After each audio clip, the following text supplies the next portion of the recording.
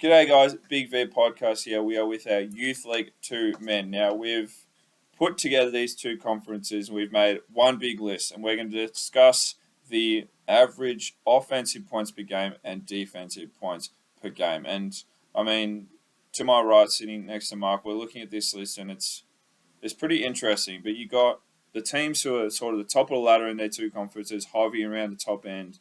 Some of the teams that are in this finals area towards the middle, but as you look towards the bottom, it's sort of no surprise, is it?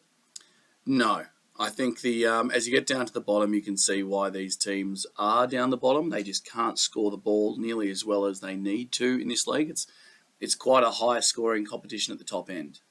They play a really fast pace across this league, generally speaking. And I think the teams down the bottom are either too slow or can't shoot the ball efficiently enough. Yeah, absolutely. And you're definitely talking about the high scoring teams that are at the top, and it stands to reason because four of them are averaging over 90 points per game, which is just wild. Yeah, in a 40-minute game and Big V level, let's say to be sitting there scoring over 90 points every week is unbelievable. It's led by league leaders and probably one of the championship favourites at this point, Sunbury Jets, who are scoring 96.1 points a game, Ted. Yeah, it's huge. I mean, and they're keeping teams to 60, so that's a massive margin as well, 36 points. 36 points average winning margin means they're really putting teams away. It'll be interesting when they sort of go up against some of those other top sides like a Western Port, like a Whittlesea, a Melbourne Uni type,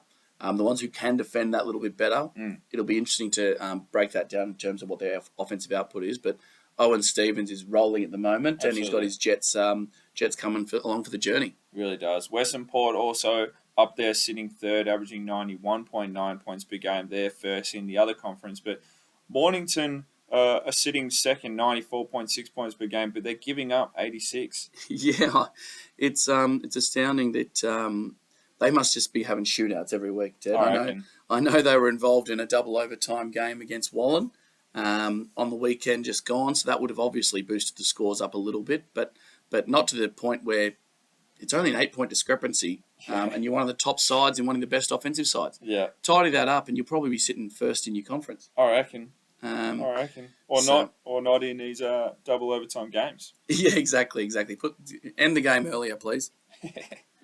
Now we look towards the bottom of this list, and Northeast, averaging less than 60 points. They got 57 points per game to their list, giving up 96. It's a disappointing season for Northeast. They last year they actually were pretty serviceable. I think they were making a push for finals. They were that top four. They were.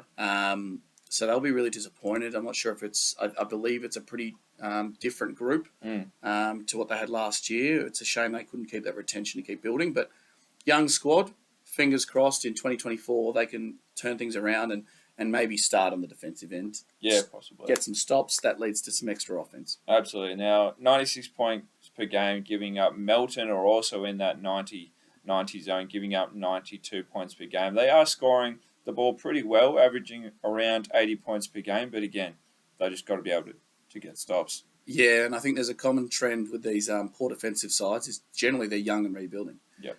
You can go to Southern Peninsula, who are next, who are giving up 89 points a game too. We know they're really young as well. So some of these young kids sort of got to buy into the defensive end and, maybe limit a few second chance opportunities and all that sort of stuff. And hopefully it gets their offense rolling a little bit and sees them move up the ladder. Yeah, absolutely. And then, we flip this around and it's pretty much sort of the same. Sunbury, averaging or giving teams just the 60 points per game. You got some interesting ones. Surf Coast are a high-scoring team, but they're giving up 85 points per game. We spoke about Mornington giving up 86.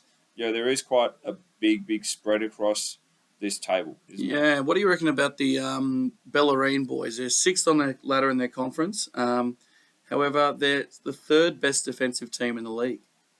Yeah, it's interesting, isn't it? You can definitely say that they've been in some close games with averaging 65 points per game and giving up 68. So it's clear that there's just a few little possessions there, or a few offensive rebounds, or maybe just some missed bunnies around the ring. But Yeah, they just need to get that. If they can shift that 65 up to a 70, 75 points per game, a little bit more offense, they'll be getting more wins and moving their way up the ladder because they've got a strong defensive unit. Absolutely, 68 is excellent, really. Yeah. We'll. That's the only real anomaly here. So Interesting, very interesting. Look, that'll be all for us, guys. We'll catch you very soon.